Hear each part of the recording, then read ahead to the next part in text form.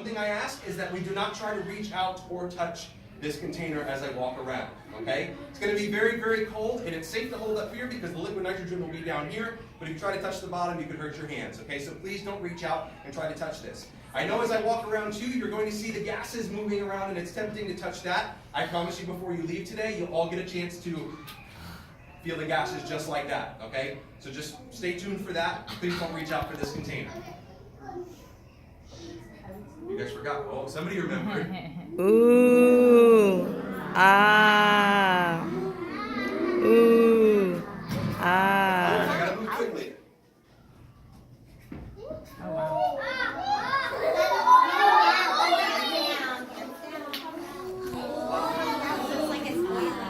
What does it look like? Ooh. Like a choo-choo train. Ah. So for those of you who were close enough to see it, what was happening? What was happening inside of the container? Yes, right here. Yep, right there. Yeah.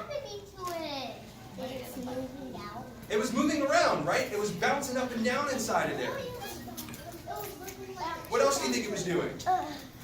Why was it bouncing up and down? Yes. It was bouncing up and down because it's so cold that like vibrates. Okay, so it's evaporating. What's causing that? What do we call that? Or what's the process of a liquid changing into a gas? It's evaporating, yes, but what's causing that? Yeah. The container, right? Very good. Remember, we talked about taking water and putting it on a stove to boil it and change it from a liquid to a gas.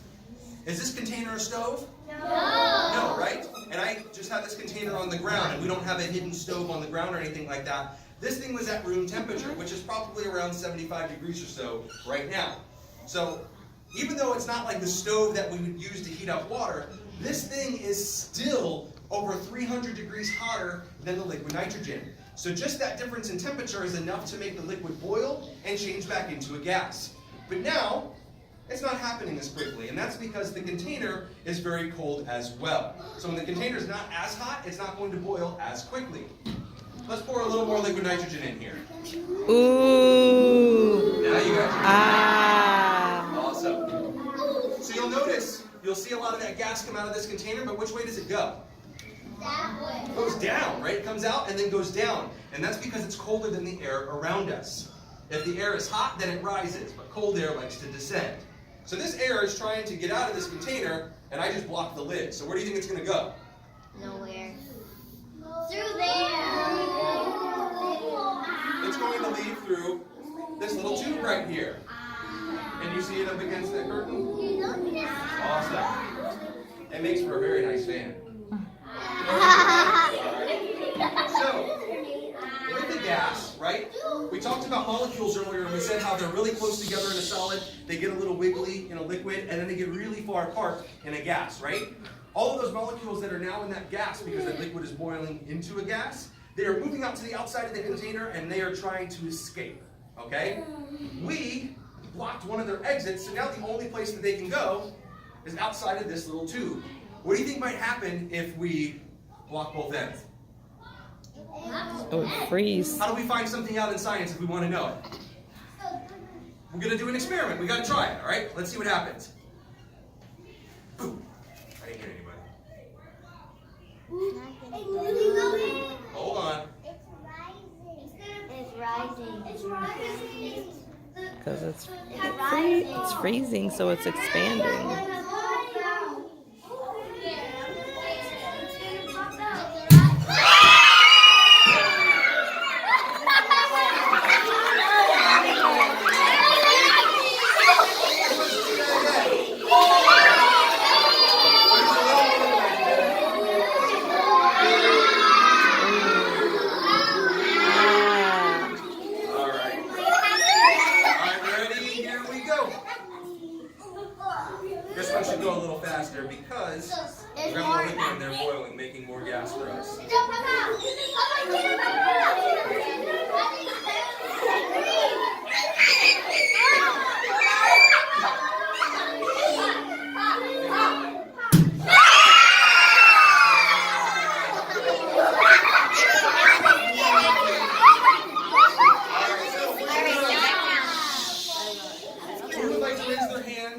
tell me what they notice is different about this container now. Hold on, let's see. Yes, in the very back. Nope, right there in the green shirt. You just had your hand up. Yes. It looks like there's ice on it, right? How many of you have ever taken like a water bottle or a juice box out of the refrigerator and left it on a counter? What happens to that water bottle? It gets hot, and in that process, it kind of gets all sweaty on the outside, right? It's almost like the water seeping through your water bottle, but that's not happening. What's happening is a fancy science word known as condensation. Everybody say condensation. Condensation. So the water that's in the air around us is a gas. When it cools back off around something like this or a water bottle, it squirts itself back onto that container in the form of a liquid. So we go from a gas to a liquid by cooling it off. In this case, this is 320 degrees below zero.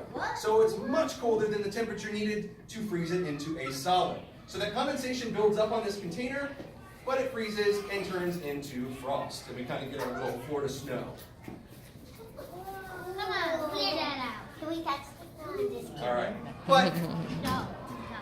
if we let it sit over here and kind of just wait out the rest of the show, eventually you'll see that that condensation will start to melt off of there, and that will be a clear container before you guys leave and the next group comes in. You guys want to see any more experiments? Yes. Let's try.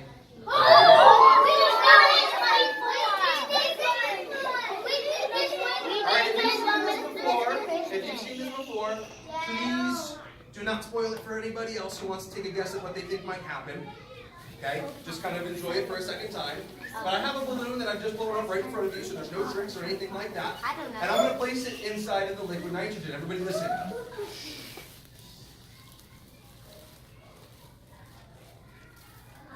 What does it sound like? Ice or popcorn, right? Is it popping? Let's take some hypotheses as to what's happening. Basically what that means is who would like to guess what's happening to that balloon? Yes, right there. Thing 17. Popping like popcorn. You think it's popping like popcorn? It sure sounds like it. That would be yummy if popcorn came out of here. Let's see here. I haven't heard from you. Yes.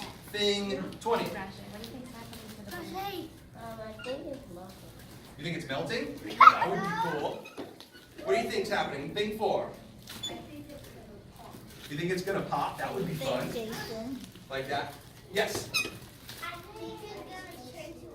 You think it's gonna turn to ice? Let's take 2 more. 2 more. Let's see here. Yes, right here. You think it's gonna freeze and then pop? What do you think? Think it's gonna melt? All right, let's find out. I think it's been in there long enough. Let's see what happens to our balloon, or what has happened to our balloon, and bring it on out of here. All right? Hold on.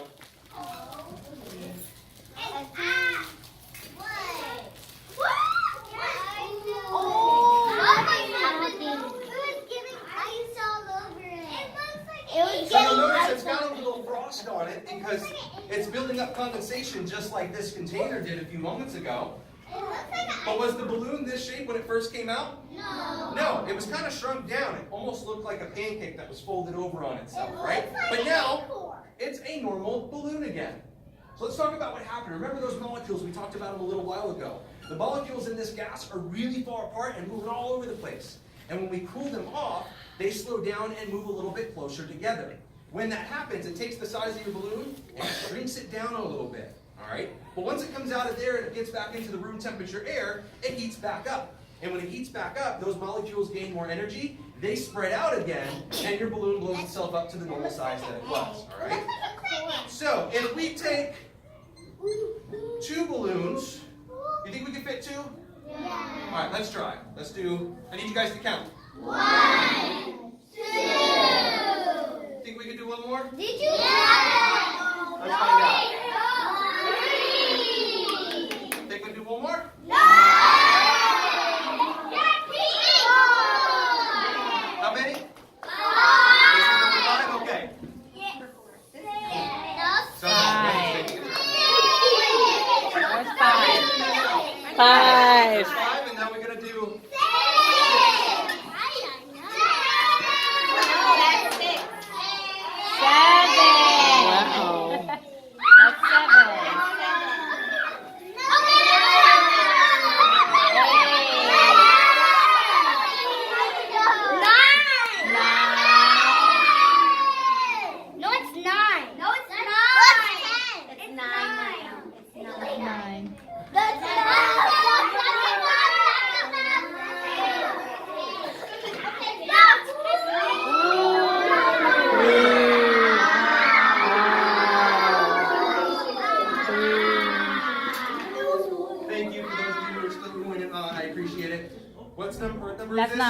That's 9. Awesome.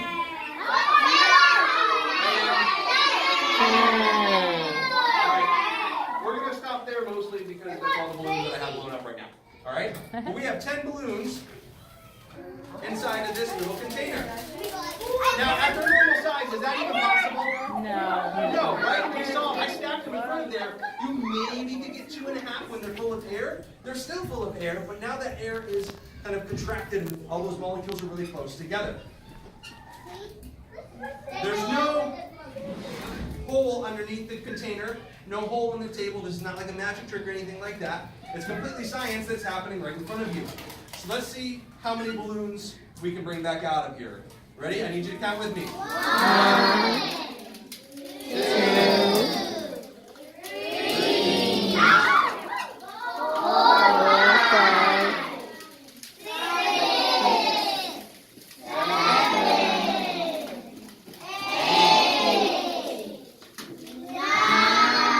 5, I'm sorry.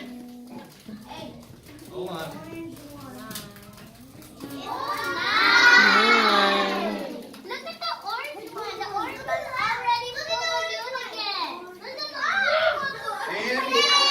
10.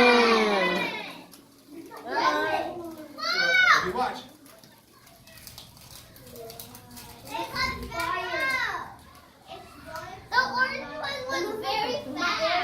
Now, when I blow up this balloon, am I blowing air back into this? No, not really. I'm just using my hot breath to heat this up a little bit faster, right? So it's not me actually blowing air into the balloon, it's just speeding up the process. And cool. So, 10 balloons went in and 10 balloons successfully came back out. All right, let's get these out of the way for a moment.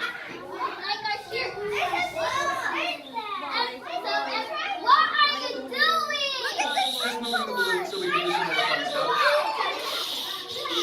All right, so we got a chance to see the liquid nitrogen. We've seen what it does with a gas inside of a balloon. Let's see what liquid nitrogen can do to metal. Okay? So up here I have what's known as a bimetallic strip. Think of a bicycle. How many wheels does a bicycle have? 2. 2 wheels, right? And then if you put training wheels on, we got 4, right? But typically a bicycle has 2, right? Because bicycle means 2 wheels. Bimetallic strip means 2 metals, okay? So on one side we have the metal known as brass, okay? On the other side we have steel. So there's 2 different metals. Let's see what happens when we take this and place it in there. I'm going to let go of it, and you'll understand why I'm letting go in just a moment. If I keep my hand on there, everyone always says that I bent it and I pushed it down, but I laid it in there and I haven't touched it since. But if we take this out now, what's different? It's like a hook, right? It bent. And the reason why it bent is because this side that has the brass, just like the molecules in the balloon that move closer together and make that balloon smaller, those molecules move closer together as well, and it kind of shrinks the size of the metal and makes it a little bit harder, okay? Now, it would curl a lot further, but it has steel on the other side, kind of preventing that from happening. Not all metals are going to change at the same rate. Depending on what metal you're using, depends on what temperature is needed to shrink it down or to heat it up and melt it, right?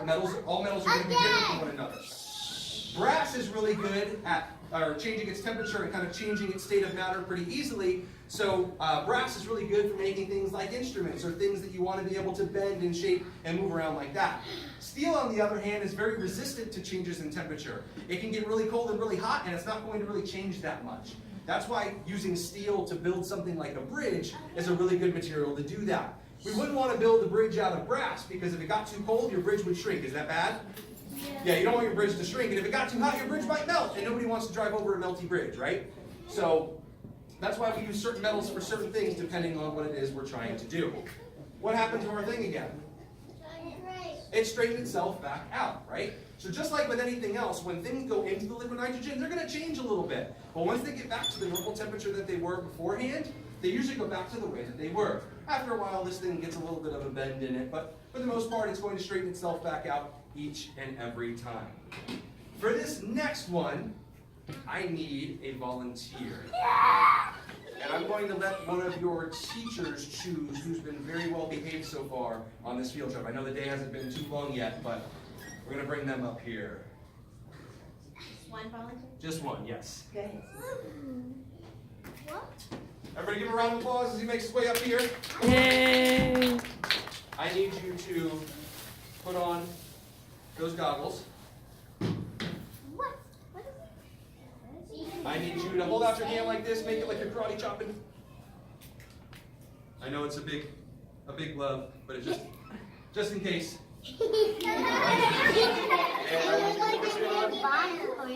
And I want you to hold your big hands up and go like this and say cheese. Cheese. Awesome. Now I'm going to ask your classmates. Can I trust them with a hammer? Yes. Well, like that. All right, 1 second. Yes. What I want you to do is I want you to take that hammer, and I want you to give these rubber bands a good smack. So rubber bands, stretching them out like this. I'm going to place it on the table. Hold this hammer and smack it. Ready? Don't let go of the hammer.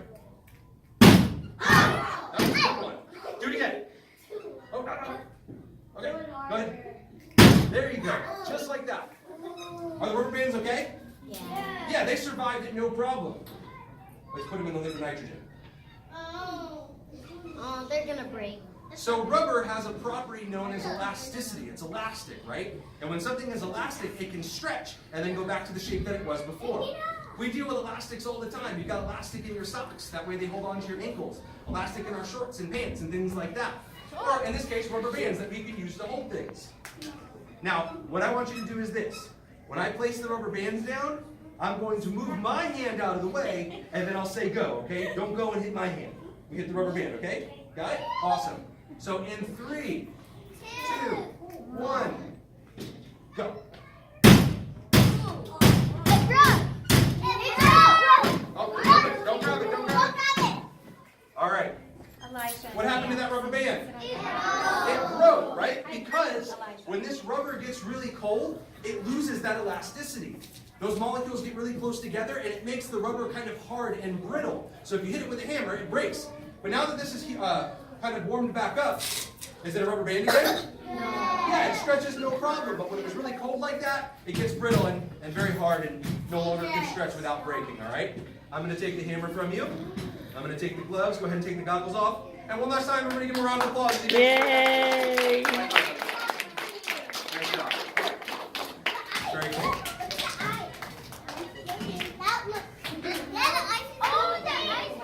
All right. While we're talking about rubber, you got a tennis ball, okay? Inside of a tennis ball is rubber. It's coated in a fabric, right? But on the inside, underneath all that fabric, is rubber. Whoa! So not only does elasticity help it stretch and all that good stuff like that, it can help a ball bounce. Okay? We are going to. Oh, I missed. And we're going to let that tennis ball hang out in there in that liquid nitrogen bath for just a moment. Who would like to raise their hand? Raise your hand and tell me what do you think is going to happen to this tennis ball? Let's see, I want to hear from somebody who I haven't heard from yet. It's kind of getting difficult to remember who I haven't heard. And the red shirt, I don't think I've heard from you. In the back. What's that? You think it's going to get cold and freeze? Okay. What do you think over here?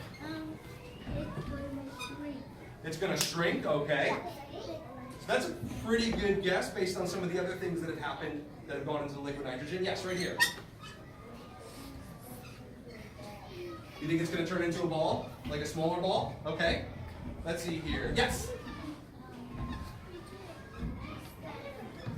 What's that? Okay. One more. Right there in the jacket. You think it's going to break? All right, let's find out. I think it's been in there long enough.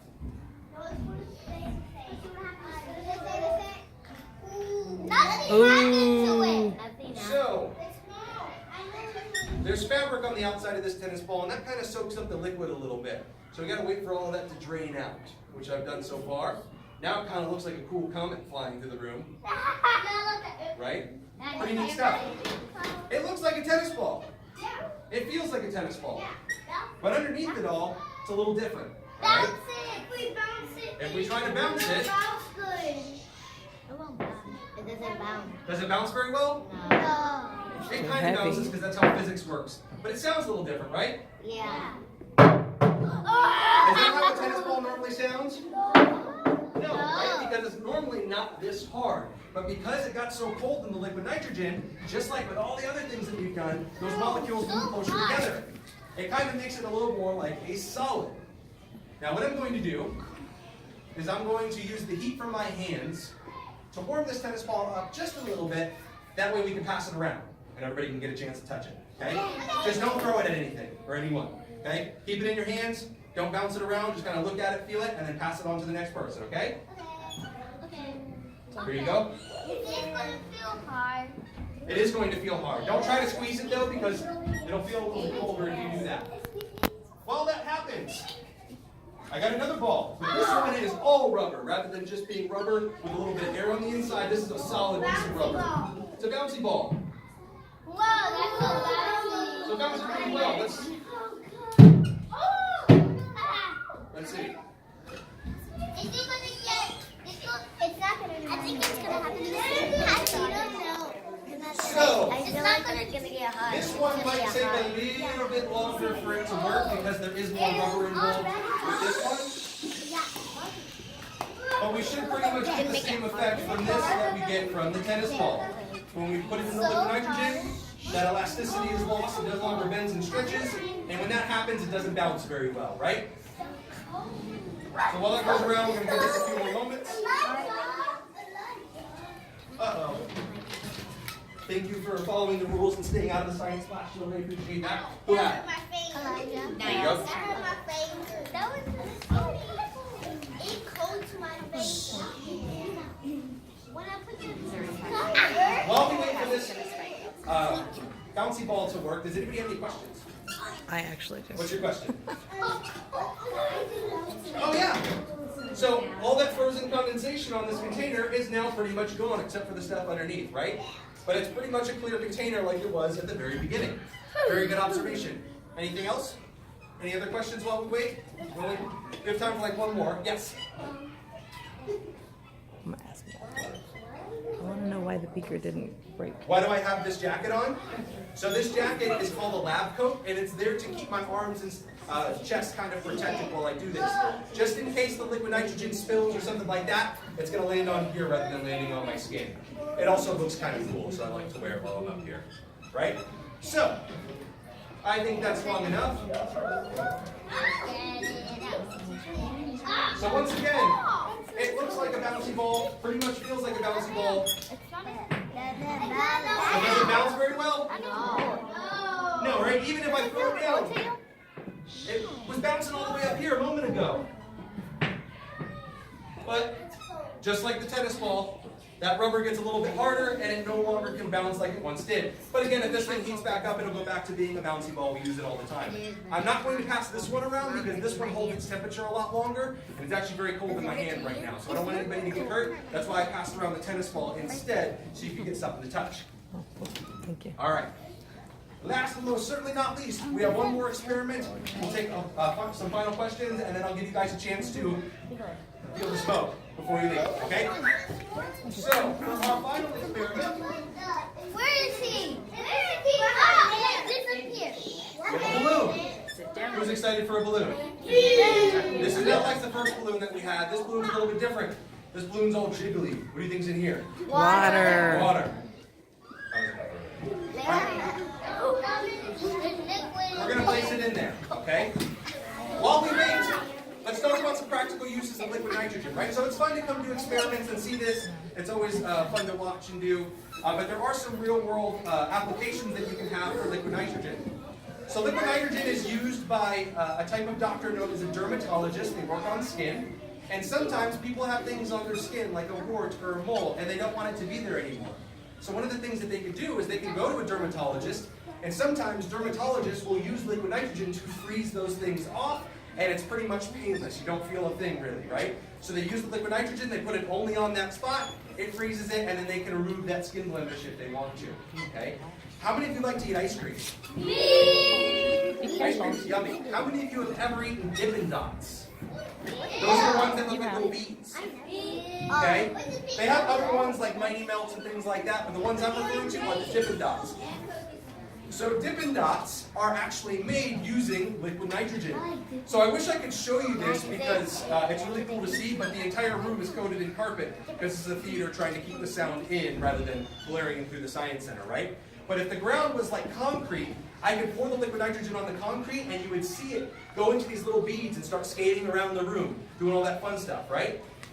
Well, what they do for Dippin' Dots is they make a big pool of liquid nitrogen. They take their ice cream mix and they start dripping it into there. And when that happens, that little drop of ice cream freezes, floats around, and then they sift it out, and now you've got ice cream in the little shape of a bead, right? When you eat those Dippin' Dots, they melt in your mouth, right? They are absolutely delicious. And the reason why that happens is because it freezes so quickly using the liquid nitrogen, there's no time for any little ice crystals or anything like that to form. How many of you have eaten ice cream out of a container before? Right? So when we eat that ice cream from like Publix or Walmart or Winn-Dixie or places like that, that ice cream kind of feels gritty, right? It feels like there's little pieces of ice inside of your ice cream, and there is because it's slow churned and those crystals have time to form. But an ice cream that's made with liquid nitrogen, it freezes so fast that it kind of tastes like soft serve. Anybody ever had soft serve? It comes out of the machine and they do a little spirally thing and then it's on a cone and you eat it. Pretty good stuff.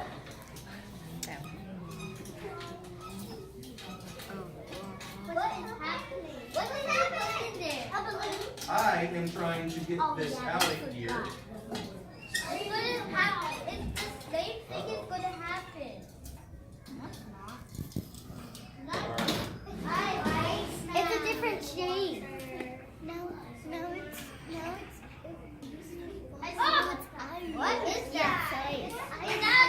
So now, it's still a balloon, but is it as jiggly? No. Not really, right? What do you think happened? It's ice, right? So this balloon has frozen. Now it can't move. Let's see here. Can't move. Hold on. Water. So there's a little bit of water on there, or in there still. But what you'll notice is around the rest of the It balloon, has a mold of. It's a mold. It's ice. Ice that's molded. it's ice in the shape Whoa! of the balloon How did you do that? with liquid nitrogen. So, It's like anybody know what we call a house that's made out of ice? What's the name for that? Starts with an I. An igloo, right? Very good. I know it seems kind of weird, kind of strange. Why would you build a house out of ice if you're trying to stay warm? Well, believe it or not, even though your house is made of ice, it's actually going to keep you warmer on the inside than it is on the outside, right? And it's because it kind of insulates you on the inside. Basically what that means is for this balloon, when it goes inside the liquid nitrogen, I got all of it off of there, awesome. When it goes inside of the liquid nitrogen, the water that's closest to the edge of the balloon is going to freeze first. And after that freezes, it kind of acts like a barrier that protects the water that's on the inside towards the center. And eventually, if you left it in there long enough, all of this would freeze and it would be a solid ball of ice. But that takes too long, and we want to make sure you have enough time to go out to the Science Center. So we leave it in there just enough time for it to freeze the outer shell, but keep a liquid on the inside. And you, again, when you get a closer look at this, you'll see that it's a little bit hollow like in a hole in there. it. Almost like you could pour your favorite drink and keep it nice and cold. So what I'm going to do is I'm going to dunk this thing. That's a Home Depot bucket. And I dunked it so that you guys can take a look at this, pass it around the room, but just be very careful. It's ice. Is it cold again? Here, you can pass it, you can hold it.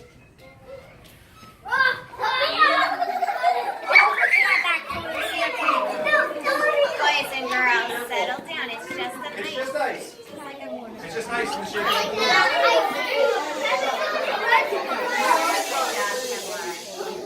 Good job, Kevin. Sophia. Alright, so while that passes around, really quickly, I have been asked to give you guys the rules of the Science Center. After I give you that, I'll give you the final instructions for being able to come feel the smoke, and then you guys will be free to go.